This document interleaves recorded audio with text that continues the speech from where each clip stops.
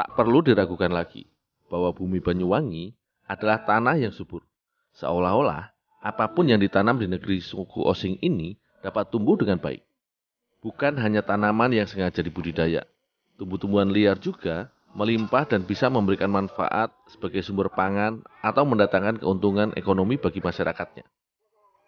Kali ini, aku berkunjung ke pemukiman penduduk di kawasan Kecamatan Songgon yang terletak di sisi barat Kabupaten Banyuwangi.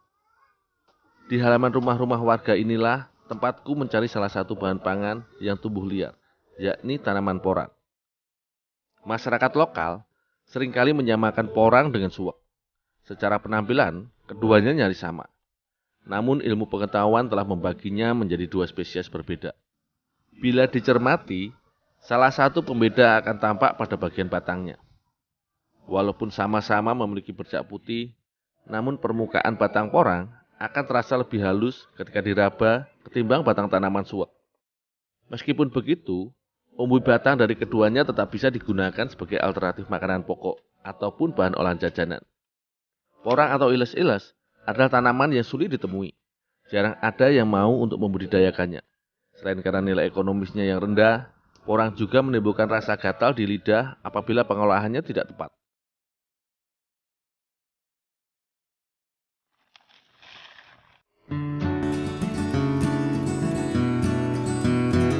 Di Kabupaten Banyuwangi, masyarakat tidak terbiasa mengkonsumsi umbi porang.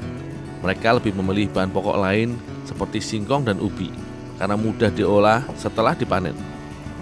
Sedangkan di luar negeri, seperti Jepang, Taiwan, dan Korea, umbi porang justru banyak diburu untuk dijadikan olahan makanan. Ini dikarenakan kadar gula porang yang rendah sehingga aman untuk menjaga gula darah. Bagiku, umbi porang layaknya harta yang terpendam di dalam tanah karena berpotensi tinggi untuk dijadikan olahan, namun belum dimanfaatkan secara maksimal.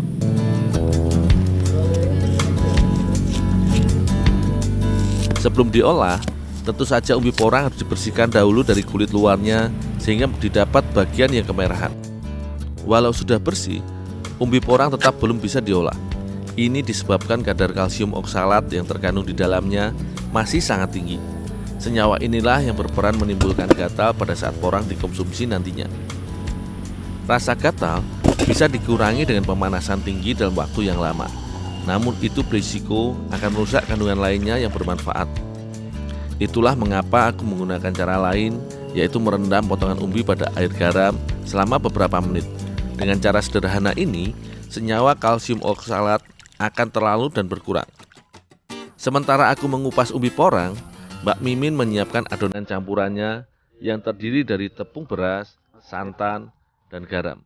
Semua bahan diaduk terus-menerus dengan air sedang sehingga adonan betul-betul mengental.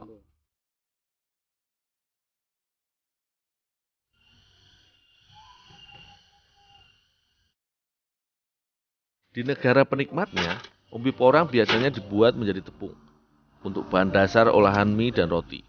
Namun kali ini, aku cukup mengukusnya hingga lunak agar bisa dicampur dengan beberapa adonan kue. Di Jepang, umbi porang kukus yang sudah dilumatkan akan dipadatkan dengan tambahan air kapur sehingga adonan berbentuk gel. Hasilnya berupa panganan yang disebut koniyaku dan lempengan mirip nata de coco ala negeri Sakura yang disebut shiratake. Keduanya merupakan menu utama dalam masakan sabu-sabu dan biasa dinikmati dengan lauk dan sayuran.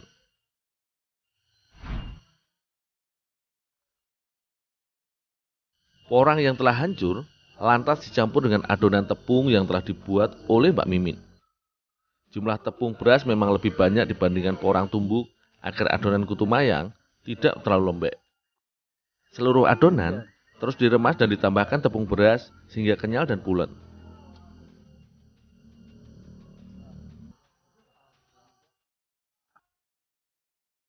Tentu saja yang tak boleh dilewatkan dalam pembuatan kue khas bulan Ramadan ini adalah bahan pewarna agar tampilannya menarik.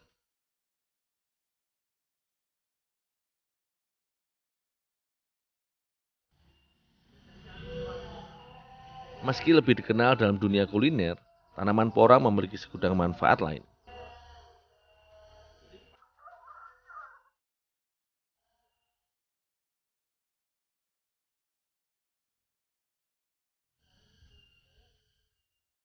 Kini, waktunya putu mayang dikukus. Tak perlu menunggu lama untuk mengukusnya. Cukup beberapa detik saja, putu mayang sudah bisa disisihkan agar tidak terlalu lembek.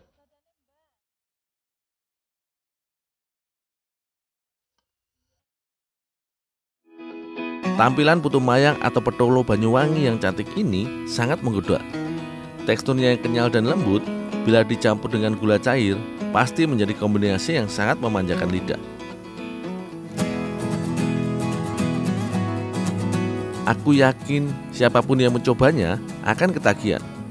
Kudapan ini sangat cocok dinikmati oleh segala usia.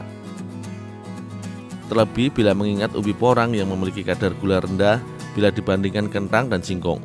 Serat pada porang sangat tinggi, sehingga sangat baik untuk beragam masalah pencernaan.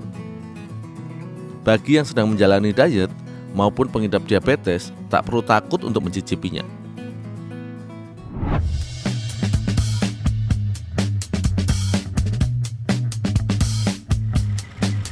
Mendengar deru mesin giling setiap hari merupakan hal yang lumrah di hampir seluruh Kabupaten Banyuwangi. Tentu saja, karena mesin-mesin ini harus bekerja menggiling kacang kedelai sebagai bahan utama untuk pembuatan tahu.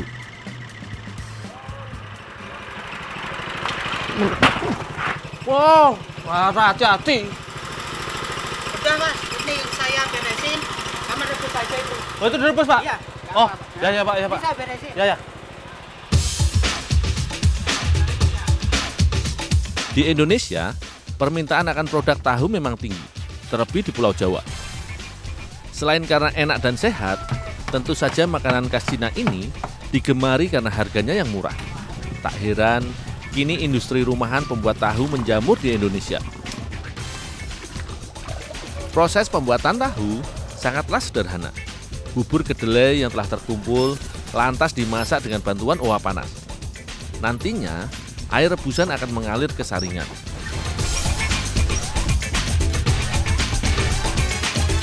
Ampas kedelai pun biasanya dijadikan pakan ternak. Seiring dengan bertambahnya jumlah pabrik tahu, bertambah pula limbah ampas kedelai atau ampas tahu yang dihasilkan. Terkadang, peternak sapi pun tak lagi mau menerima karena sudah berlebihan. Sekarang, aku ingin memanfaatkan limbah ampas tahu ini menjadi produk kuliner.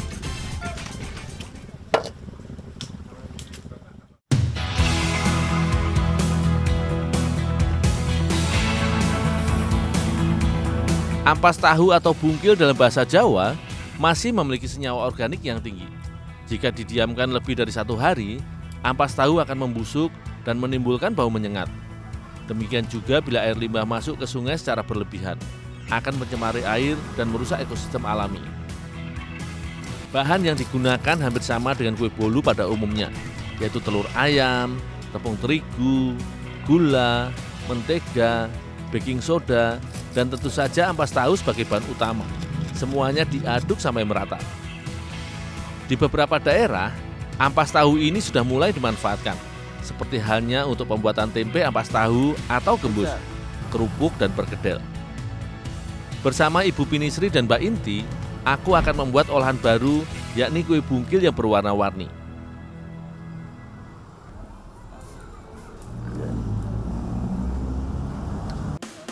Sementara Ibu Pin dan Mbak Inti membuat adonan, aku pun menyiapkan tungku untuk mengukus adonan kue bungkil nanti.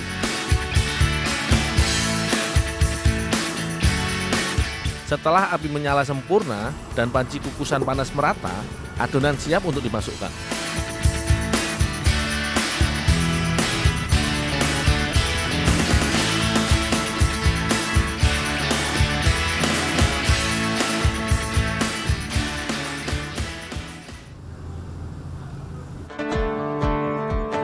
Butuh kurang lebih 30 menit, maka adonan kue bungkil siap untuk disajikan.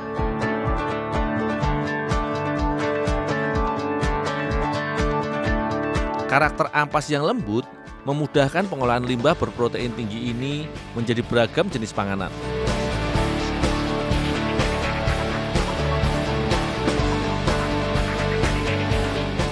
Dengan tekstur yang sedikit kasar dan berserat, kue bungkil menciptakan sensasi khas di lidah. Walaupun tergolong limbah, namun kandungan gizi dari ampas tahu cukup tinggi dan lengkap. Selain protein nabati, Ampas tahu juga memiliki karbohidrat, lemak, kalsium, bahkan vitamin A, B, dan C. Komposisi ini lebih tinggi bila dibandingkan dengan limbah singkong maupun limbah jagung. Ini sangat cocok menjadi pilihan kuliner sehat dan nikmat bagi vegetarian.